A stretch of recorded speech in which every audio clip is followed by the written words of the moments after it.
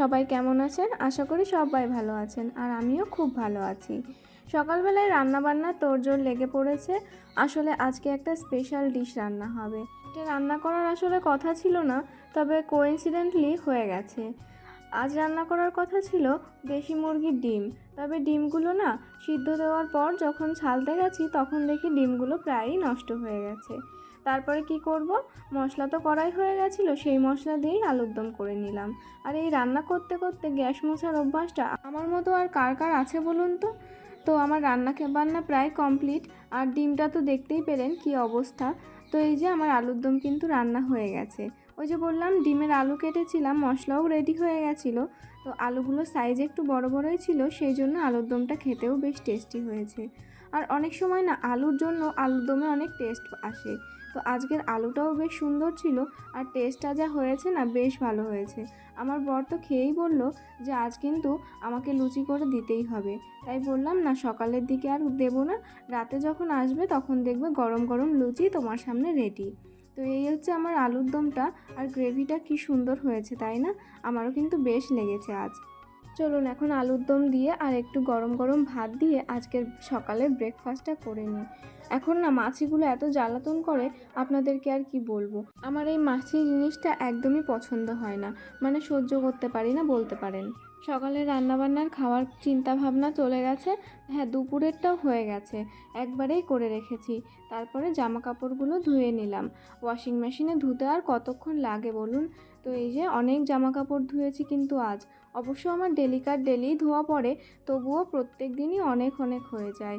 3টে মানুষের জামা কাপড়, বুঝতেই তো পারছেন কতগুলো হয়। এখন এগুলো বাইরে নিয়ে মেলে দেবো। আর দেখুন মেশিনের ভেতরটা কিন্তু একদম ফাঁকা করে ফেলেছি। ফাঁকা হবেই না কেন, জামা কাপড় যে বের করে ফেলেছি। একটুখানি ঘরে কাজবাজ আছে। কি কাজবাজ দাঁড়ান আপনাদের বলছি। তার আগে দেখুন এখন যে কি প্রচণ্ড গরম, আপনারা হয়তো ভাবতেই পারছেন যে এই গরমে কম্বল নিয়ে কি করছে। আসলে এই কম্বলটা আমার শ্বশুরমশাইয়ের ঘরে ছিল, তাই বাবু বলল তোমরা যখন কলকাতায় চলেই যাচ্ছ, যাওয়ার আগে কম্বলটা ধুয়ে শুকিয়ে তুলে রেখে যাও, কম্বল তো এখন আর লাগে না।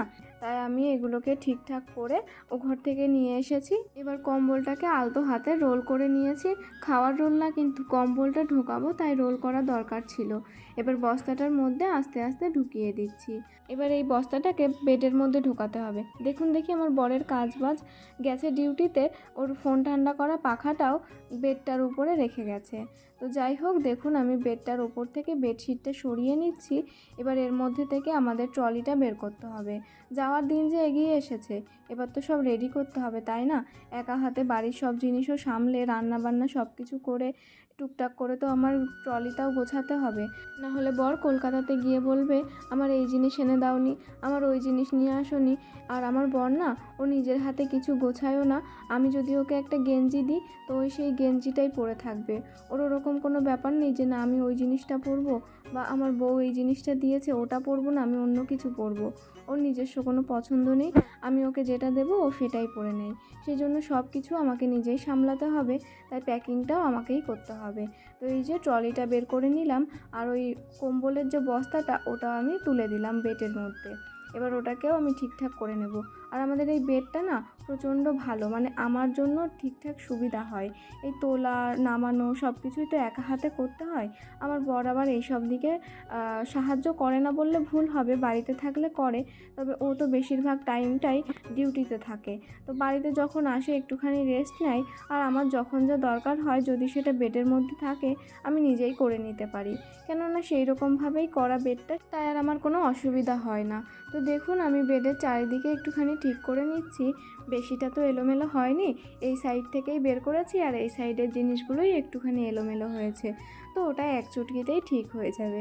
জানেন তো, মনে এখন প্রচুর আনন্দ। কলকাতায় যাব, সবার সাথে মিলবো, আপন মানুষগুলো সবাই তো ওখানেই আছে।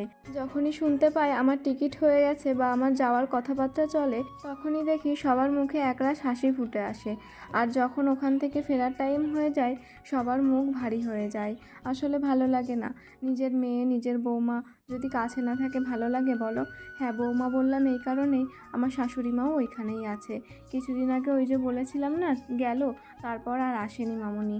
আর আমার মায়ের কথা তো আর বলবেন না, যেদিন থেকে শুনেছে আমি যাব সেদিন থেকে মুখে আর হাসি ধরছে না। ভাই বোন সবাই পথের দিকে তাকিয়ে আছে, কবে 21 তারিখ হবে আর 22 তারিখ সকালবেলায় আমার দিদি পৌঁছে যাবে।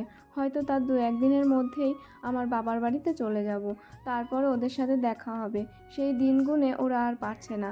হ্যাঁ, সামনে ওদের পরীক্ষা যতটা না হেলদোল আছে, তার থেকে দ্বিগুণ থেকে 4 গুণ আছে দিদি জামাইবু বাড়ি ফিরছে সেই আনন্দে।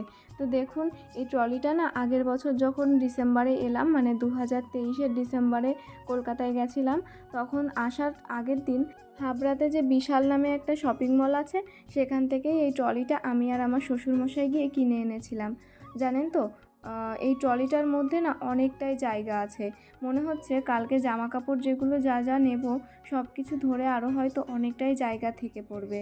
তবে চলুন, ট্রলিটা বের করা হয়ে গেছে, এখন একটু অন্যান্য কাজ করি। আকাশটা দেখুন কি সুন্দর। আর এই যে এই গাছগুলো কিছুদিন আগে আমি আর আমার শ্বশুরমশাই মিলে লাগিয়েছি। এই পাশে যে দুটো দেখছেন এখন, এই দুটো আমি লাগিয়েছি। এই গাছগুলো কিসের গাছ বলবো? এগুলো হচ্ছে সিম গাছ। তবে বড় সিম হবে না ছোট সিম হবে বুঝতে পারছি না। আশা রাখি যেন বড় সিমগুলোই হয়, কেননা আমার বড় সিমগুলো মানে কলকাতার যে সিমগুলো হয় ওইগুলো খেতেই আমার বেশ ভালো লাগে। আর রাজস্থানের যে ছোট ছোট সিমগুলো সেগুলো আমার ভালো লাগে না, মানে টেস্টের একটু ফারাক আছে। তো দেখুন, এই পাশে এই যে দুটো লাগিয়েছে, এই দুটো আমার শ্বশুরমশাই লাগিয়েছে, আর দেখতেও বেশ একই রকম হয়েছে। আর এইখানে যে গাছগুলো দেখছেন, এগুলো হচ্ছে লাউ গাছ। এগুলোও বেশ ফুলে ফেঁপে উঠেছে, বেশ ভালো হবে এবার। তবে যাই হোক, চলুন, বরকে যে সকালে কথাটা দিয়েছি সেই কথাটা তো রাখতে হবে। মনে আছে আপনাদের? ওকে বলেছিলাম যে বাড়িতে আসো, বাড়িতে এলেই দেখবে গরম গরম লুচি তোমার সামনে হাজির। তো ও এখনও আসতে 1 ঘন্টা বাকি আছে। তবে এখন আমি ময়ামটা দিয়ে দেবো ময়দার, আর ও এলেই সন্ধ্যাটা দিয়ে গরম গরম লুচিটা ভেজে দেবো। ওর দেখলেই মনটা ওর খুশি হয়ে যাবে। কি বলুন তো, আমার বর না একটু লুচি, পরোটা, চাউমিন, মানে এই ধরনের ফাস্টফুড খেতে না ও ভীষণ ভালোবাসে। তাই আমিও করতে ভালোবাসি। একটা জিনিস দেখবেন, কোনো জিনিস তৈরি করতে বা রান্না করতে যতটা না কষ্ট হয়, যদি সেই রান্না খেয়ে কেউ তারিফ করে একটুখানি, হাসি আর আনন্দে মানে খুব ভালো লাগে মনটা। তো আমারও ব্যাপার সেই রকম। তো ময়ামটা আমার দেওয়া হয়ে গেছে। ময়ামের মধ্যে দিয়েছি একটু লবণ, একটু চিনি আর একটু সাদা তেল। ব্যাস এটুকু দিয়েই লুচির ময়াম দিয়ে নিয়েছি ময়দাটার। চলুন, এটা একটু সময় ঢাকা থাক, ততক্ষণে আমি সন্ধ্যা দিয়ে আসি।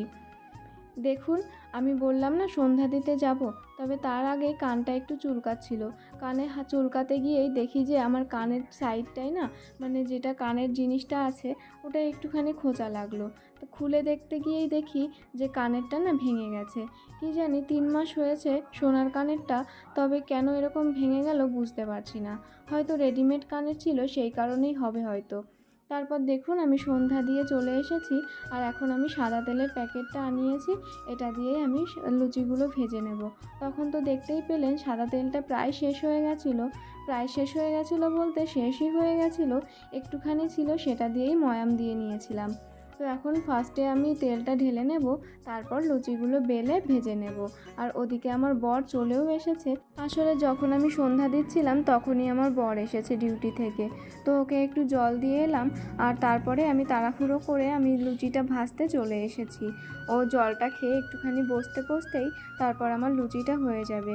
ময়াম তো দেওয়াই রয়েছে, শুধু ভেজে দিলেই হয়ে যাবে। আর ওদিকে আমার তরকারিটাও সকালের একটু বেশি বেশিই করেছিলাম, তো সেটা রয়েছে। আর আমার বরের আবদারটা তো ওই তরকারি দেখেই হয়েছিল। তরকারিটা এতই টেস্টি হয়েছে যে ও বলছে আজকে আমি তো লুচি খাবোই, আমাকে এখনই করে দাও। ওই যে আপনাদের সকালেই তো বললাম। তো তারপরে সকালে খেলে তো ও সারাদিন ফাস্ট ফুড খেয়ে থাকে, তো তাই কারণে আমি আর সকালবেলায় করে দিইনি, বলেছিলাম রাতে করে দেবো। তাই এখন এত তোড়জোড়। দেখুন, প্রায় 1 ঘন্টা ঢাকা পড়েছে। আজকের লুচিগুলো বেশ ভালো হবে মনে হচ্ছে।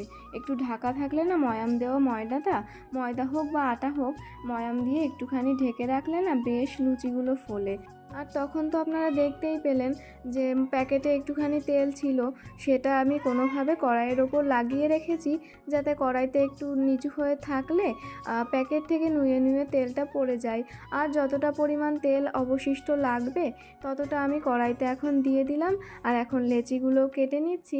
আসলে একবারে লেচিগুলো কেটে নিলে কি হবে বলুন তো, তাড়াতাড়ি করে বেলে তাড়াতাড়ি করেই লুচিগুলো ভাজা হয়ে যাবে। আর হ্যাঁ, আপনারা হয়তো এখন একটু নয়েজ পাচ্ছেন বাইরের। আসলে বাচ্চাগুলো না খেলছে। সেই কারণে ওদের আওয়াজ হয়তো আসতেই পারে। তো আপনারা একটু ইগনোর করবেন ওই আওয়াজগুলো। তো দেখুন আমি লেচিগুলো তাড়াহুড়ো করে একটুখানি করে নিচ্ছি। কেননা বেশ অনেকটাই লেচি করেছি। মানে আমাদের ৩ জনের ওই যে বললাম যতটা হয় আর কি। আর আমার শ্বশুরমশাই তো খায়ই না বলতে পারেন। তো দেখুন আমি প্যাকেটটাও ফেলে দিয়ে এলাম। আর যতটা তেল ছিল ওটাতে সবই পড়ে গেছে। আর ওটার লেচিগুলোর উপর দিয়েও একটু তেল ছড়িয়ে দিলাম যাতে লেচিগুলো বেলার সময় একটু আমার সুবিধা হয়। তো দেখুন এখন আমি স্ট্যান্ডটাকেও ঠিক করে নিচ্ছি, কেননা আজকে আমি আপনাদের সাথে দেখাবো আমি কিভাবে লুচি ফোলাই। আর আমার লুচিগুলো কিন্তু সবগুলোই ফোলে। তো আপনাদের সেই ট্রিকটা আজকে দেখাবো। আর তার আগে একটা কাজ করে নিতে হবে, যে গামলাটার ওপরে লুচিগুলো রাখা হবে সেই গামলাটার ওপরে আগে দুটো পেপার পাতিয়ে নিতে হবে। কেননা লুচিতে তো আমাদের ঝাঁঝরি হাতা নেই, লুচিগুলো তুলতে গেলে হয়তো হালকা তেল থাকতে পারে, আর তেল থাকলে তো পেট খারাপ হবেই বলুন। আর যদি পেপারটা আমি পাতিয়ে দিই তাহলে ওই পেপারে তেলগুলো চুষে নেবে, আর লুচিতে সেরকমভাবে তেল থাকবেই না। তো দেখুন আমি লেচিগুলো নিয়ে এখন হালকা করে বেলে নেব। আর যেহেতু আমি 1 ঘন্টা আজকে ঢেকে রেখেছিলাম ময়দাটা ময়াম দেওয়ার পরে, সেই কারণে লুচিগুলো কিন্তু বেশ টেস্টি হয়েছে। আর এদিকে আমি তেলও গরম করতে দিয়ে দিয়েছি। আপনারা হয়তো বুঝতে পারছেন না তেল কতটা দিয়েছি কি, তবে লুচিগুলো ভাজতে যতটা তেল লাগবে ততটাই দিয়েছি। হ্যাঁ, আমার কড়াইটা একটুখানি অনেক আগেকার তো, সেই কারণে আমি ওই দাগগুলো ওঠাতে পারি না, যে কারণে আমার কড়াইটা একটু বাজে লাগছে দেখতে, কেউ কিছু মনে করবেন না। আর দেখুন প্রথম লুচিটাই কিন্তু ফুলে গেছে। আর এটার একটা ট্রিক হচ্ছে অনেকক্ষণ মানে আধা ঘন্টা না পারলেও আধা ঘন্টা ময়াম দিয়ে রেখে দিতে হবে ঢেকে। আর তারপরে লুচিটা তেলে দেওয়ার সময় যে সাইডে তেলগুলো থাকে না, যে লেচিটা ভেজে আপনি কড়াইয়ের মধ্যে দেবেন, সেটার ওপরেই অনবরত ওই গরম তেলগুলো দিতে থাকবেন, ঠিক আমি এখন যেভাবে দিচ্ছি। তো এইভাবে দিলে দেখবেন তেলটা সব জায়গায় যদি নাও পড়ে, ওই যে কড়াইতে যে তেলটা থাকে সেটা আপনি যে আজরা যেটা দিয়েই দেবেন না কেন সেটা তো সব জায়গায় পড়ে যায়। আর লুচিগুলো ঠিক আমার লুচি যেইভাবে ফুলছে ঠিক এইভাবেই কিন্তু লুচিগুলো ফুলে যাবে। বলতে পারেন এই ট্রিকটা আমার কার থেকে জানা, এটা হচ্ছে আমার বর একদিন আমার বিয়ের পর আমাকে লুচি বানিয়ে খাইয়েছিল। মানে মজার ছলেই বানিয়েছিল। তো আমি ওই দিন তরকারি করেছিলাম আর আমার বর আমাকে লুচি ভেজে খাইয়েছিল। তো আমি তখন দেখেছিলাম যে ও প্রত্যেকটা লুচির উপরে ঠিক এইভাবেই তেল দিচ্ছিল আর ডগর ডগর করে লুচিগুলো ফুলছিল। তো তারপর থেকেই আমি এইভাবে লুচি ফোলাই, মানে লুচিগুলো বানাই। আর প্রত্যেকটা লুচি কিন্তু ঠিক এইভাবেই ফোলে। তো দেখুন আমি যতগুলো লুচি ভেজেছি আজকে শুধুমাত্র একটা লুচি আমার ফোলেনি, তবে ওটাও একটুখানি ফুলেছে, তবে এগুলোর মতো ডগর ডগর করে ফোলেনি। আপনাদের যাদের লুচি ফোলে না একদমই, আর বিশেষ করে অনেকে বলে প্রথম লুচিটা ফুলতেই চায় না, তারা অবশ্যই আমার এই দুটো টিপস একটুখানি দেখে চলবেন, তাহলে দেখবেন অনেকটা মানে অনেকটা বলতে প্রত্যেকটা লুচি এভাবে ফুলবে। তো চেষ্টা করতে পারেন আমার কথা শুনে। চলুন লুচি ভাজতে ভাজতে আপনাদের সাথে আরেকটা কথা শেয়ার করি। আসলে আমরা তো 21 তারিখে যাব কলকাতায়, মানে 21 তারিখে আমাদের ট্রেন। তো তার মধ্যে আমার ভাই প্রত্যেক দিন ফোন করবে, মানে এমনিই তো প্রতিদিন কথা হয়। তো তখন যখনই ভাইয়ের সাথে কথা বলবো তো ভাই শুধু বলবে দিদি আজকে কয় তারিখ। আমি যখন বলবো যে আজকে 15 তারিখ বা 16 তারিখ, বলবে আর কদিন আছে। 15 তারিখ থেকে গোনা শুরু করবে। এমনি তো গুনতে পারে, তারপরেও আমাকে শুনিয়ে শুনিয়ে গুনবে যে আজকে 15 তারিখ, 16, 17, 18, 19, 20, 21। আবার 18 তারিখে যদি বলি ওরকম 18, 19, 20, 21 এরকম করে গুনবে। আর প্রতিদিন বলবে দিদি আর এই কয়দিন আছে, দিদি 3 দিন আছে, দিদি 4 দিন আছে, তারপর তোর সাথে দেখা হবে। আর এই ছোট ছোট জিনিসগুলো কার কাছে কেমন জানি না, তবে এই ভাই বোনগুলো যারা অনেক দূরে থাকে, যখন তাদের কথা হয় যে আর কিছুদিন পর দেখা হবে, তো তাদের মধ্যে যে কত একটা ভালো লাগা কাজ করে সেটা এই দূরে থাকা ভাই বোনগুলোই বোঝে। আর আমার ভাই কিন্তু আমার থেকেও অনেক ছোট, ও এখন ক্লাস 5-এ পড়ে। তো সেই কারণে ও অনেকটাই ছোট, যে কারণে ও একটু বেশিই মিস করে। আর আমিও আমার ভাইকে খুব মিস করি, ভাইকে না বাড়ির প্রত্যেকটা মানুষকেই মিস করি। আর যারা দূরে থাকে তারাই মিস করে, শুধু আমি না। তো দেখুন আমার লুচি ভাজাগুলো কিন্তু প্রায় হয়ে গেছে। আর এইখানে কিন্তু আমি লুচিগুলো রাখছিলাম, রাখতে রাখতে কোনগুলো দেবো আমার বরকে সেটাই ভাবছিলাম। আসলে প্রত্যেকটা লুচি ভীষণভাবে ফুলেছে। আর এই উপরে যে দুটো লুচি ছিল এই দুটোর তো এমন কোনো একটু জায়গা ছিল না যেখানে ফোলেনি। তো ভাবছিলাম এই দুটো লুচি তো আমার বরকে দিতেই হবে আর বলতে হবে, দেখো তোমার রেগে গেলে যেরকম তোমার মুখ ফুলে ওঠে ঠিক সেই রকমভাবেই ফুলেছে। তো এটা ভাবছিলাম আর হাসছিলাম। তো লুচিগুলো তো আমার সবগুলোই ভাজা হয়ে গেছে দেখতেই পেলেন। আর এখন আমি তরকারিটাও গরম করে নিচ্ছি। যেহেতু সকালে রান্না করেছিলাম আর বরের আবদার রাখতে এই তরকারি দিয়েই লুচিগুলো খাওয়াতে হবে, তো সেই কারণে একটু গরম করে নিলাম। আর ওটা ফ্রিজেই ছিল এতক্ষণ, সেই কারণে গরম করাটা একটু জরুরি ছিল। তো এখন আমি প্লেট আর বাটিটা নিয়ে নিয়েছি। এখন আমার বরকে আমি একটু সাজিয়ে গুছিয়ে খেতে দেবো। আর বরকে এইভাবে সাজিয়ে গুছিয়ে খেতে দিতে কার না ভালো লাগে বলুন। তো আজকের ভিডিওটা আপনাদের কেমন লাগলো অবশ্যই কিন্তু একটু জানাবেন একটা লাইক করে। কমেন্ট না করলেও চলবে, তবে একটা লাইক করবেন অবশ্যই, তাহলে আমি অনেক মোটিভেট হব আর আমার ভিডিও বানাতেও খুব ভালো লাগবে। অবশ্য আমার ভিডিও বানাতে ভালো লাগে বলেই আমি ভিডিও করি। তো দেখুন সেই ফোলা লুচিগুলোই কিন্তু আমার বরকে দিচ্ছি। তবে একটা লুচি ওই একটু চেপসানোটা পড়ে গেছে, ওটাও ফুলেছে, ফোলেনি এমন কোনো ব্যাপার না, ফুলেছে অনেকটাই। তো এই আমার প্লেটটা, এই প্লেটটাকে এখন আমার বরকে আমি খেতে দেব। আর খেতে দিতে গিয়ে ও বলল যে একটু খাইয়েই দাও তাহলে, তারপর ওকে খাইয়ে দিয়েছিলাম। তবে সেই ক্লিপটা আর নেওয়া হয়নি, কেননা সব জিনিস তো আর ভিডিও করে সব সময় রাখা যায় না বা করাও যায় না। তবে চলুন দেখা হবে পরের ভিডিওতে।